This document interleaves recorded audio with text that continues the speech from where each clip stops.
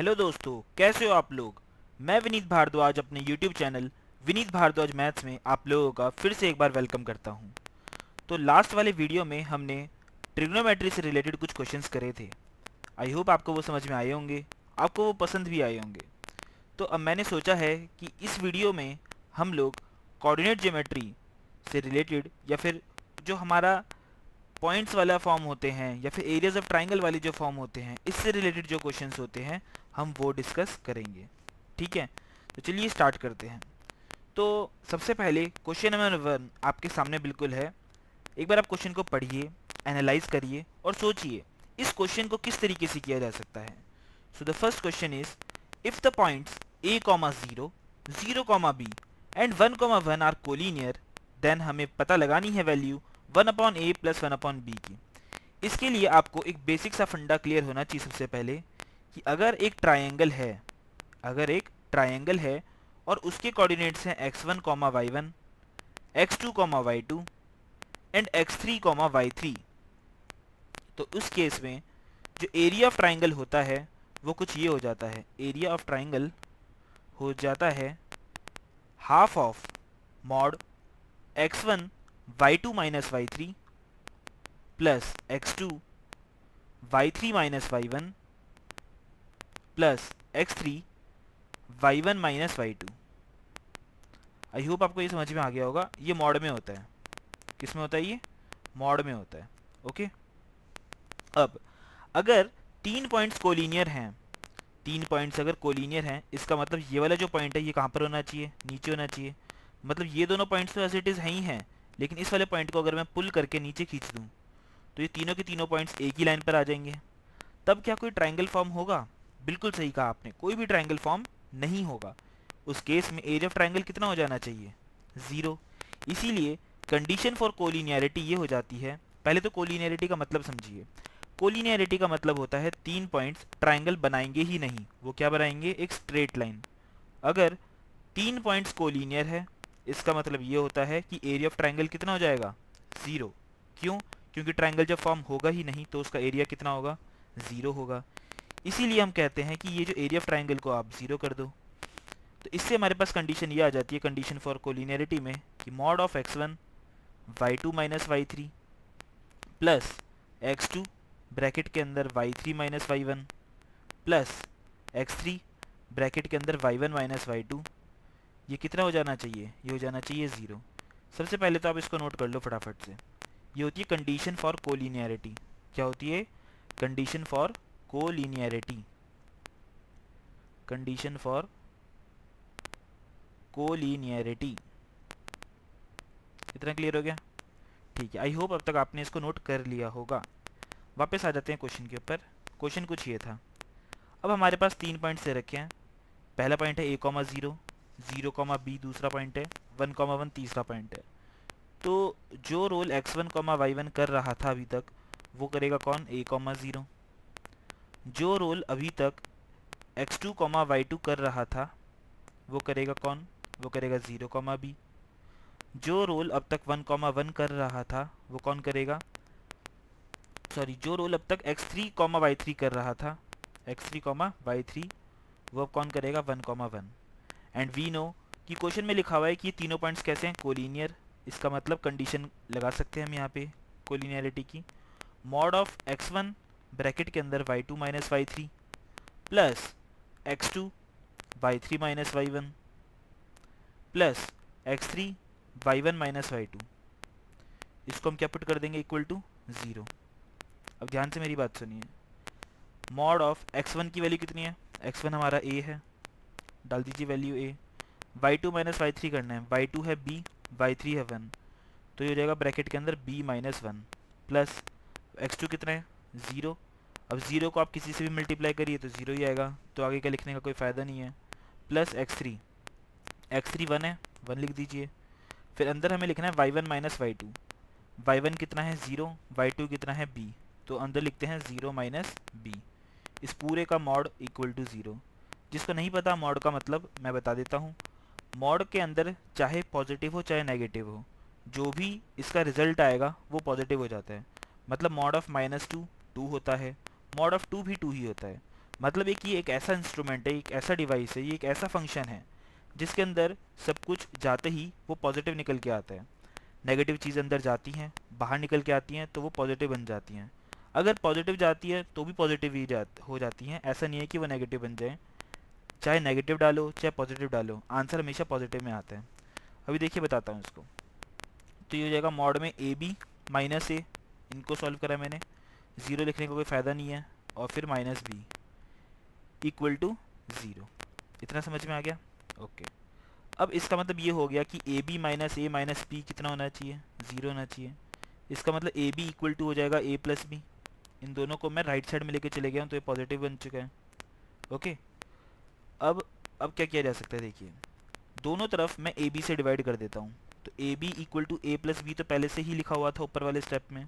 Right में भी मैंने ए बी से डिवाइड कर दिया, लेफ्ट में भी मैंने ए बी से डिवाइड कर दिया। तो ये तो हो गया वन। तो one equal to A upon A B plus B upon A B. B से बी कैंसिल, ए से ए कैंसिल। तो हमारे पास जो रिजल्ट आ चुका है वो आ चुका है one upon A plus one upon B is equal to one. Clear हो गया? अब देखते हैं ऑप्शन में कहीं पर कुछ ऐसे लिखा हुआ था क्या? बिल्कुल, ये हमारे पास था कि one upon A plus one upon B की वैल्यू बताओ, और इसका आंसर हो चुका है option number A. I hope आपको क्लियर हो गया होगा अब तक। चलते हैं नेक्स्ट क्वेश्चन की तरफ। So the next question is question number 2। देखिए आप इसको, क्वेश्चन नंबर 2 आप इसको ट्राई करिए फटाफट से।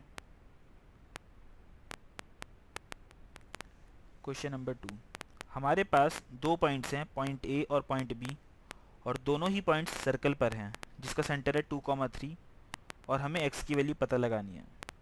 फटाफट आप एक तो पहले पॉज करिए वीडियो को और ट्राई करिए, और वापस आइएगा अगर समझ में नहीं आता है तो।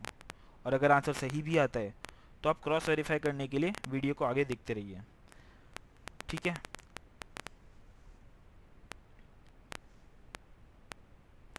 सेंटर जो है, सेंटर है ओ। सेंटर का कोऑर्डिनेट दे रखा है 2,3, और दो पॉइंट सर्कल पे हैं। लेट अस से पॉइंट ए ये रहा, पॉइंट ए है 4,3, और पॉइंट बी हम कहीं यहाँ पर मान लेते हैं, पॉइंट बी है x,5। क्लियर हो गया? और हमें x की वैल्यू पता लगानी है। हमको ये पता है ओ बी रेडियस है और ओ ए बी क्या है? रेडियस। यहाँ पर हम लगा सकते हैं डिस्टेंस फार्मूला। कौन सा फार्मूला? Distance formula. जिसको नहीं पता पहले मैं डिस्टेंस फार्मूला समझा देता हूँ होता क्या है। देखिए, point A x1 y1, point B x2 y2। अगर हमको ए और बी के बीच का डिस्टेंस पता लगाना है तो हम डिस्टेंस फार्मूला यूज़ कर सकते हैं, जो कि होता है दोनों के x कोऑर्डिनेट्स को माइनस कर दो और उसका स्क्वायर कर दो, दोनों के y कोऑर्डिनेट्स को माइनस कर दो और उसका स्क्वायर कर दो। इतना समझ में आ गया? ये होता है डिस्टेंस फार्मूला। कौन सा फार्मूला होता है? बोलो, तेज तेज बोलो। Distance formula. क्या? Distance formula. अब ये डिस्टेंस फार्मूला है, इसको नोट कर लिया होगा अब तक आपने। मैं इसको हटा रहा हूँ क्योंकि, ओके, जिसने नहीं करा पॉज करके इसको नोट कर लो फटाफट से। स्क्रीनशॉट के चक्कर में मत पड़ना, स्क्रीनशॉट सिर्फ स्क्रीनशॉट ही रह जाता है, वो आपकी कॉपी में कभी नहीं आता है उसका शॉट। ये वो शॉट नहीं है जो आप सोच रहे हो, ठीक है? वापस आ जाते हैं इस पे। अब देखिए, अब हमको ये पता है कि ओ ए एक रेडियस है। तो ओ ए का अगर हमको डिस्टेंस पता लगाना है तो वो हो जाएगा अंडर रूट में दोनों के एक्स कोऑर्डिनेट्स को माइनस कर दो और उसका स्क्वायर कर दो। तो ये हो जाएगा 4 - 2 उसका स्क्वायर प्लस 3 - 3 उसका स्क्वायर। तो 3 - 3 का स्क्वायर। तो ये हो जाएगा रूट के अंदर 4 - 2 2 होता है, 2 का स्क्वायर 4, 3 - 3 0, 0 का स्क्वायर 0। तो ये हो गया √4, और √4 की वैल्यू 2 होती है। क्लियर हो गया इतना? सिमिलरली अभी हम निकाल सकते हैं ओ बी का डिस्टेंस भी। क्या निकाल सकते हैं? ओ बी डिस्टेंस भी। दोनों के एक्स कोऑर्डिनेट्स को माइनस कर दो, तो ये हो जाएगा x - 2 का होल स्क्वायर, प्लस दोनों के y कोऑर्डिनेट्स को माइनस कर दो और उसका स्क्वायर कर दो। 5 - 3 कितना होता है? 2, और 2 का स्क्वायर होता है 4। आई होप इतना समझ में आ गया होगा। अब ध्यान से देखो, ओ ए भी रेडियस है सर्कल का, ओ बी भी रेडियस है सर्कल का, और रेडियस हमेशा कांस्टेंट होता है। सपोज रेडियस जो है 5 यूनिट्स है, तो ओ ए भी 5 होगा, ओ बी भी 5 होगा। तो ओ ए और ओ बी बेसिकली इक्वल होंगे क्योंकि दोनों ही रेडियस हैं।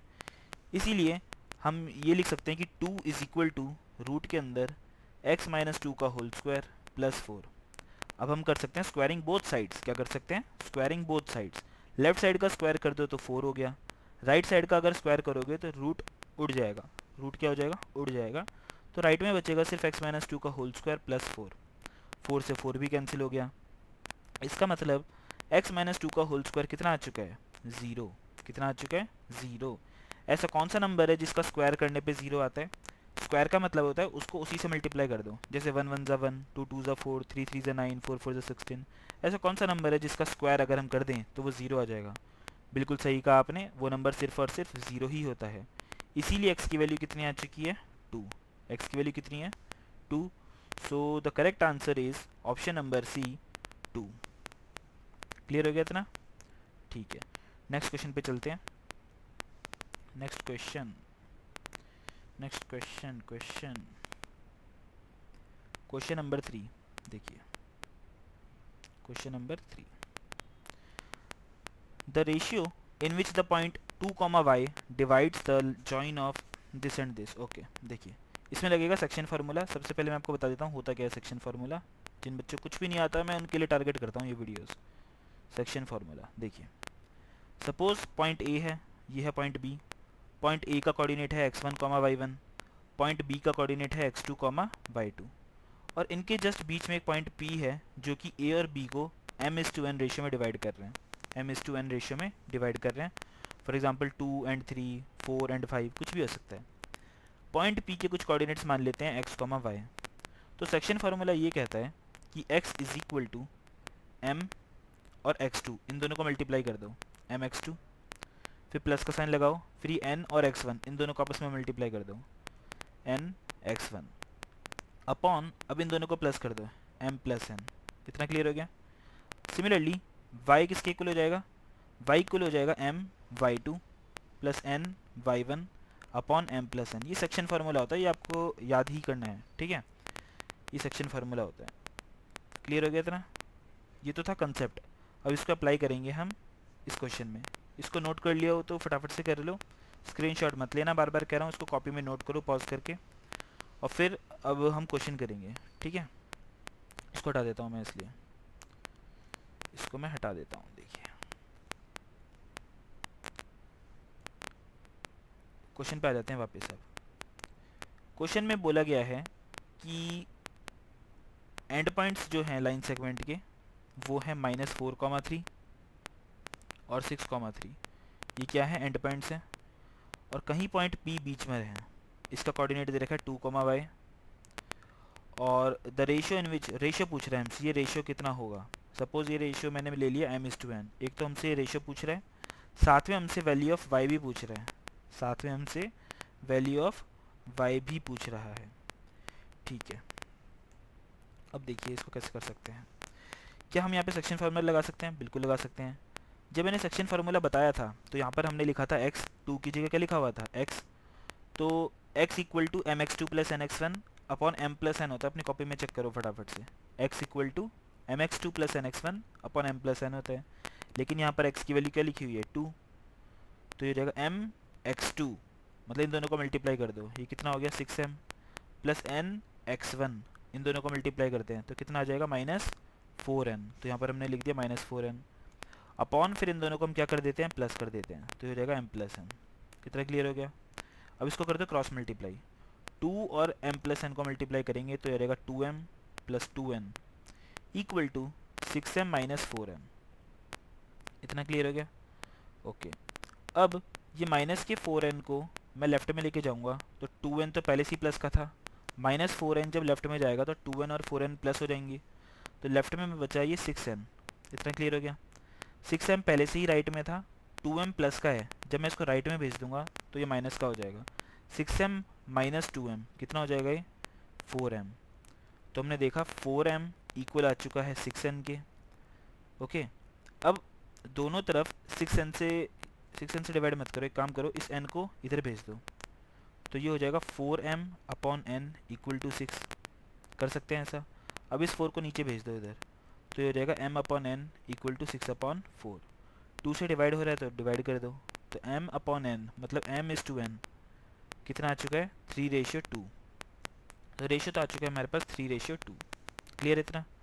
और हमसे किसकी वैल्यू पूछी गई थी, y की, ठीक है? तो एक काम करते हैं, सेक्शन फार्मूला फिर से लगा देते हैं और इस बार y वाला लगाते हैं।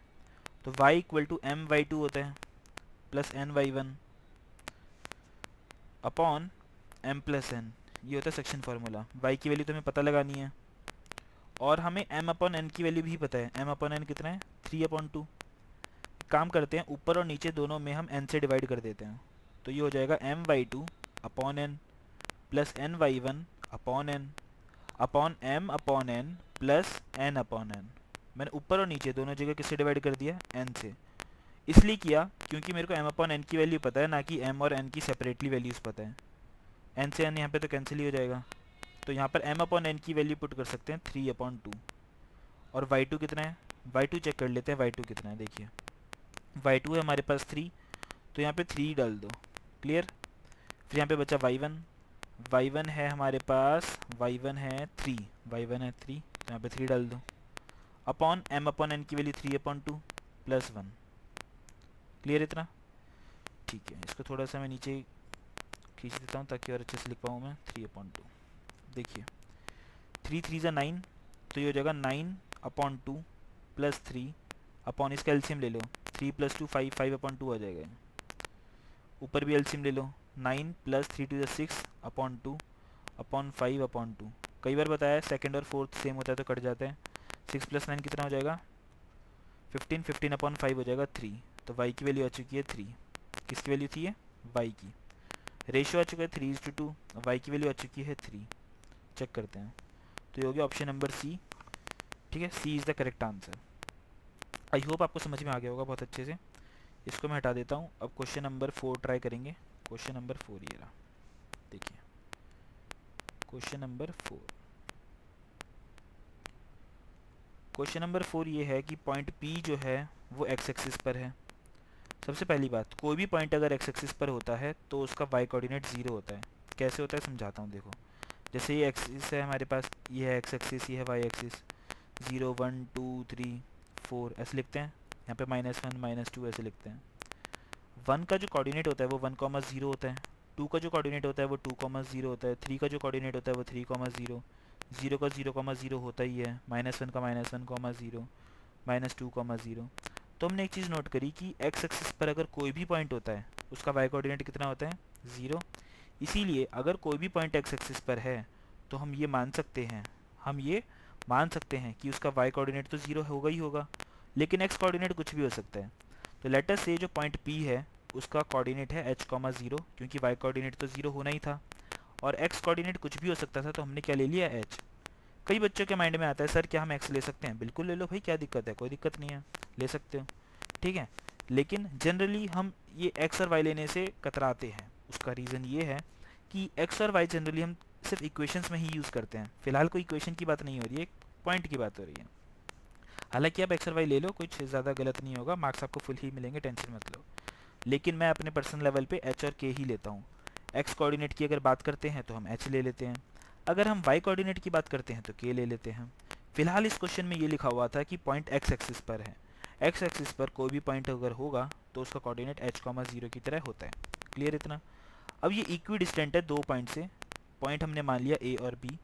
a जो है वो है -1,0, b जो है वो है 5,0, क्लियर हो गया इतना। और क्वेश्चन में ये लिखा हुआ है कि इक्वी डिस्टेंट है, इक्वी डिस्टेंट, ओके। अब इक्वी डिस्टेंट का मतलब होता है जितना pa है उतना ही pb है, जितना pa है उतना ही pb है। तो डिस्टेंस फार्मूला लगा दो, दोनों में डिस्टेंस फार्मूला लगा दो। p हो जाएगा h -1 का होल स्क्वायर, मतलब h + 1 का होल स्क्वायर, प्लस फिर ये हो जाएगा 0 - 0 का स्क्वायर, तो वो 0 ही होगा। pb देखिए, pb h - 5 का होल स्क्वायर प्लस 0 - 0 का स्क्वायर, तो 0 ही होगा। स्क्वायरिंग बोथ साइड्स कर दो तो रूट हट जाएगा। तो h + 1 का होल स्क्वायर इक्वल हो जाएगा h - 5 के होल स्क्वायर के। दोनों तरफ आप क्या कर सकते हैं, स्क्वायर रूट ले सकते हैं, तो स्क्वायर से स्क्वायर कैंसिल हो जाएगा। तो h + 1 इक्वल हो जाएगा h - 5 के। h + 1 किसके इक्वल हो जाएगा, h - 5 के, ठीक है। तो अभी h से h कैंसिल हो गया और 1 = -5 हो गया। ये तो गलत है, ऐसे तो हो नहीं सकता, ठीक है, कुछ गड़बड़ हो गई है, इसलिए हम चेक कर लेते हैं मेरे को। एक काम करते हैं फिर, ऐसे तो होगा नहीं है, स्क्वायर से स्क्वायर कट जाए।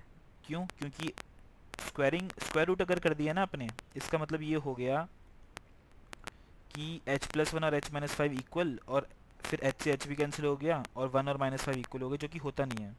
तो इसको सॉल्व कैसे करना है वो देखो। इसमें अब हम क्या कर सकते हैं, इसमें आप नॉर्मली a+b का होल स्क्वायर और a-b के होल स्क्वायर का फॉर्मूला लगा दो।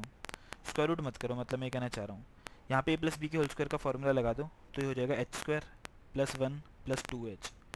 यहाँ पे a-b के होल स्क्वायर का फॉर्मूला लगा दो, a² + b² - 2ab। इतना क्लियर हो गया। अब h² से h² कैंसिल हो सकता है।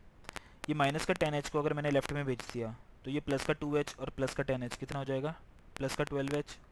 ये प्लस के 1 को अगर मैंने राइट में भेज दिया, तो 25 में से 1 को माइनस कर दिया तो 24। h की वैल्यू कितनी आ जाएगी, 2। और हमसे पूछा क्या था, हमसे पूछा था पॉइंट बताना है। पॉइंट था हमारा h,0। h की वैल्यू 2 आ चुकी है, इसलिए पॉइंट हो जाएगा 2,0। सो the correct answer is option number A. Option number A is the correct answer. Clear हो गया इतना? ठीक है, नेक्स्ट क्वेश्चन पे चलते हैं। Question number 5। क्वेश्चन नंबर 5 देखिए, ये भी बढ़िया क्वेश्चन है। क्वेश्चन नंबर 5 करिए ट्राई। इसको मैं पानी पी लेता हूँ तब तक, प्यास लग रही है यार। अरे तो खाली है यार बॉटल, कॉपर की बॉटल है, मेरे फ्रेंड ने गिफ्ट करी थी। ठीक है, बहुत अच्छा फ्रेंड है, जिससे 1 साल से बात भी नहीं हुई है। ठीक है, कोई बात नहीं, चलो पानी पी लेते हैं। आप ट्राई करो इस वाले क्वेश्चन को तब तक।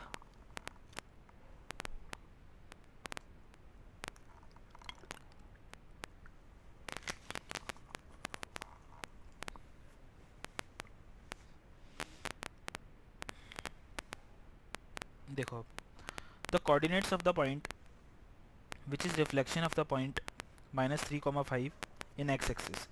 सबसे पहले तो हम ग्राफ बना लेते हैं। ये एक्स एक्सिस हो गई, ये वाई एक्सिस हो गई।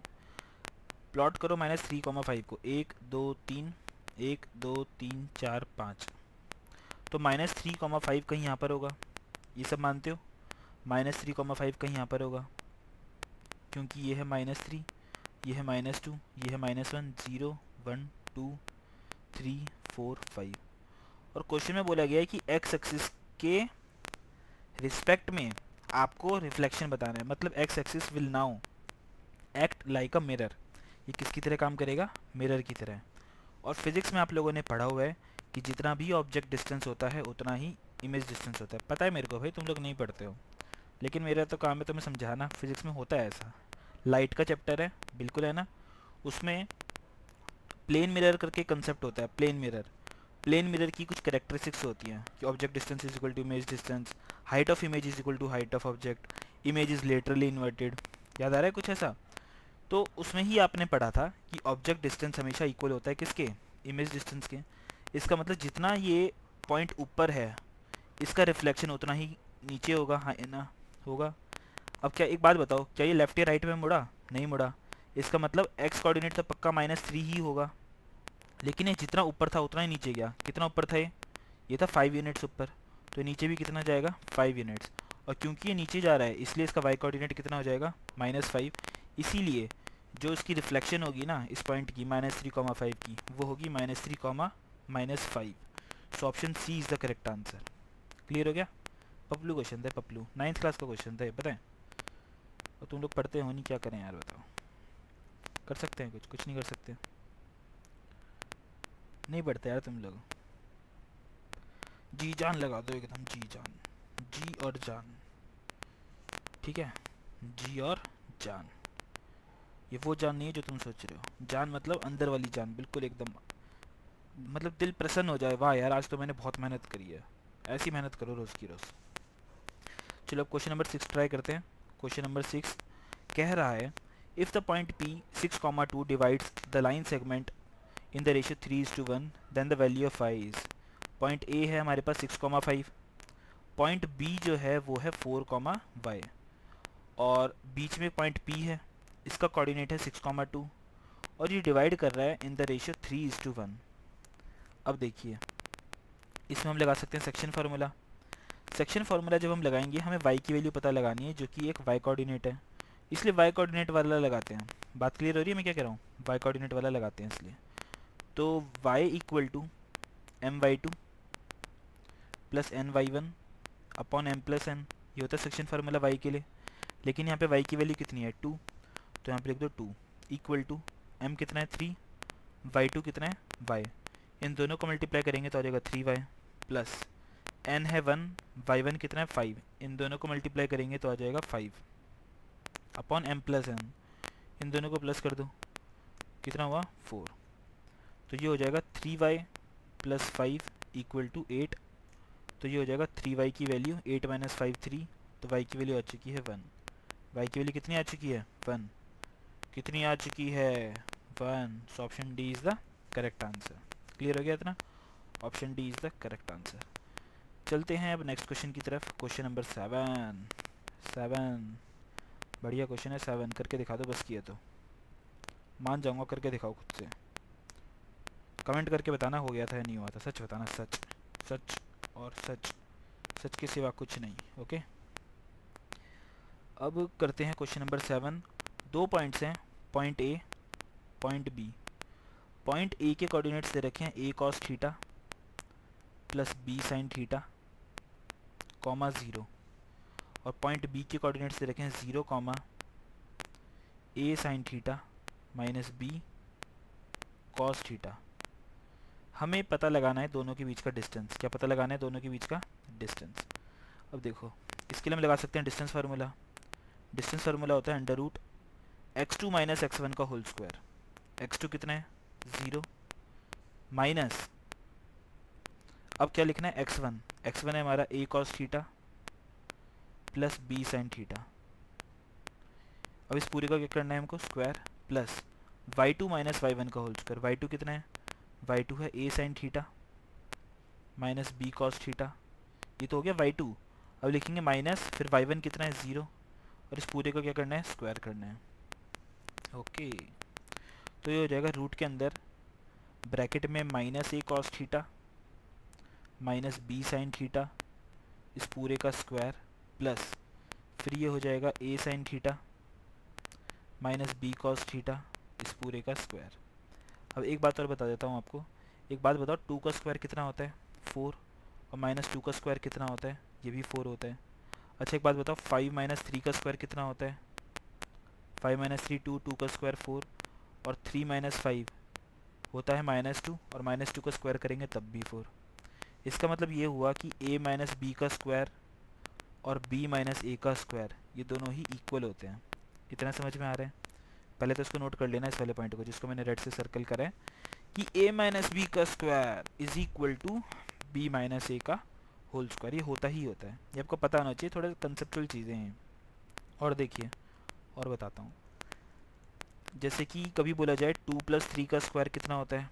आप बोलोगे 2 प्लस 3 होता है 5, 5 का स्क्वायर 25। मैं बोलूँ -2 माइनस 3 का स्क्वायर कितना होगा? तो आप बोलोगे -2 माइनस 3 तो -5 होता है। मेरे को पता है तुम वो भी नहीं बोलोगे सही, लेकिन चलो मान लेते हैं। -2 माइनस 3 -5 हो गया, -5 का स्क्वायर करा तो 25। इसका मतलब ये हुआ, चलिए एक और एग्जांपल ले लेते हैं पहले। 3 प्लस 4 का स्क्वायर कितना होता है? 3 प्लस 4 का स्क्वायर होता है 7 का स्क्वायर 49, और -3 माइनस 4 का स्क्वायर कितना होता है? -3 माइनस 4 भी -7, -7 का स्क्वायर 49। तो एक चीज़ आप लोगों ने अब नोट कर ली होगी, क्या? कि कभी भी a प्लस बी का होल स्क्वायर करें, और अगर हम -a माइनस बी का होल स्क्वायर करें तो दोनों से आंसर सेम आता है। बात क्लियर होगी? ये दोनों इसके एग्जांपल हैं, आप देख भी सकते हो। तो a प्लस बी का होल स्क्वायर और -a माइनस बी का स्क्वायर एक ही बात होती है। इसीलिए कभी भी अगर क्वेश्चन में -a माइनस बी दो नंबर्स नेगेटिव के होते हैं तो सिंपली आप उनको भूल जाओ, उनको पॉजिटिव की तरह ट्रीट करो और स्क्वायर कर दो, जैसे कि हम यहाँ पे करने वाले हैं। देखो, ये भी नेगेटिव का है, ये भी नेगेटिव का है, इनको भूल जाओ। इसको अब हम सिंपली क्या लिख पाएंगे? a cos theta plus b sin theta का होल स्क्वायर। चलिए वापस आ जाते हैं अब इसमें, वापस आ जाते हैं इस पे। तो ये हो जाएगा रूट के अंदर a cos theta plus b sin theta का होल स्क्वायर, और ये तो हमारे पास पहले से ही था, क्या? a sin theta minus b cos theta का होल स्क्वायर इक्वल टू, देखिए पहले वाला जो ब्रैकेट है इसमें a प्लस बी के होल स्क्वायर का फॉर्मूला लगा दूँ तो ये हो जाएगा A square cos square theta plus B square sine square theta plus 2ab sine theta cos theta. इसको मैंने एक्सपेंड करा है, ए प्लस बी के होल स्क्वायर का फार्मूला लगाया। अब इसको सॉल्व करेंगे, यहाँ पे बीच में माइनस का साइन है तो यहाँ पे लगेगा ए माइनस बी के होल स्क्वायर का फार्मूला, जो कि हो जाएगा A square sine square theta plus B square cos square theta minus 2ab sine theta cos theta. इतना क्लियर हो गया। 2ab sine theta cos theta से minus 2ab sine theta cos theta cancel हो गया। अब रूट के अंदर क्या बचा, रूट के अंदर क्या मैं ए स्क्वायर कॉमन ले सकता हूँ? बिल्कुल ले सकता हूँ। अगर ए स्क्वायर मैंने कॉमन ले लिया, अंदर बचेगा sign square theta plus cos square theta, तो वो मैं यहाँ पे लिख देता हूँ ए स्क्वायर फिर ब्रैकेट के अंदर sign square theta plus cos square theta. Similarly अगर मैं इधर से बी स्क्वायर कॉमन ले लूँ, अंदर क्या बचेगा sign square theta plus cos square theta, लिख देते हैं इधर बी स्क्वायर, अंदर आ गया sign square theta plus cos square theta. हमको पता है कि sign square theta plus cos square theta कितना होता है? 1। कैसा भी मूर्ख से मूर्ख बंदा हो, चाहे उसको ट्रिग्नोमेट्री का टी भी नहीं आता हो, लेकिन उसको इतना तो रट ही जाता है कि sign square theta plus cos square theta होता कितना है? बोलो 1। कितना? 1। तो ये हो जाएगा A square plus B square. अब चेक कर लेते हैं आंसर कहाँ पे है। तो हमसे पूछा गया था डिस्टेंस बताओ, और इसका आंसर हो गया ऑप्शन नंबर सी। ज़्यादातर के सी आ रहे हैं ऐसा लग रहा है मेरे को, है ना? खैर तुम लोगों को भी लगा ही होगा अभी थोड़ी देर पहले, बस तुम लोग मेरे को सुन पा रहे हो, मैं तुम लोगों को नहीं सुन पा रहा, यही तो फ़र्क है। अदरवाइज़ कनेक्शन तो बैठे हुए यार तुम लोगों और हमारे बीच में, है ना? हम पढ़ा रहे हैं, तुम पढ़ रहे हो। चलिए ठीक है, वापस आ जाते हैं इस पर। अब देखो क्वेश्चंस तो मेरे पास बहुत सारे हैं, लेकिन अभी हमने करे हैं डिस्कस सिर्फ 7 क्वेश्चन, अदरवाइज़ वीडियो लंबी हो जाती है और तुम लोग देखते हो नहीं। ठीक है, क्वेश्चंस मेरे पास बहुत सारे हैं, क्वेश्चंस की तो कोई सीमा ही नहीं है, क्वेश्चंस तो अनंत है मेरे पास। पहले इन 7 क्वेश्चंस को करो। अगर ये 7 क्वेश्चंस तुम अच्छे से पढ़ते हो, मेरे को कमेंट करके बोलते हो सर 7 क्वेश्चंस हो गए, आप आगे की भी करवा दो, तो मैं आगे की वीडियो बना दूंगा सेम चैप्टर पे, अदरवाइज़ मैं स्विच मार जाऊँगा। मेरी बात क्लियर हो रही है? इसलिए कह रहा हूँ पढ़ो यार, बिंदास पढ़ो, ऐसा पढ़ो कि दूर दूर तक कोई तुम्हें टच ना कर पाए। क्लियर हो गया? सिर्फ 1-1.5 महीने का टाइम बचा हुआ है, इसमें मचा दो, एकदम तूफान मचा दो। क्लियर? तो मिलते हैं फिर आने वाली हमारी नेक्स्ट वीडियो में, जिसमें हो सकता है मैं इसी को कंटिन्यू करवा दूँ अगर तुम लोगों के कमेंट आते हैं तो, अदरवाइज़ फिर मैं कुछ और देखता हूँ। क्लियर? और अपने दोस्तों को बोलो यार प्लीज़ कि शेयर करो, सब्सक्राइब करो, लाइक करो, ठीक है? ज़्यादा से ज़्यादा इस चैनल को ग्रो करने में मेरी हेल्प करो प्लीज़। मिलते हैं फिर नेक्स्ट वीडियो में। Tata bye bye, take care, शब ब खैर।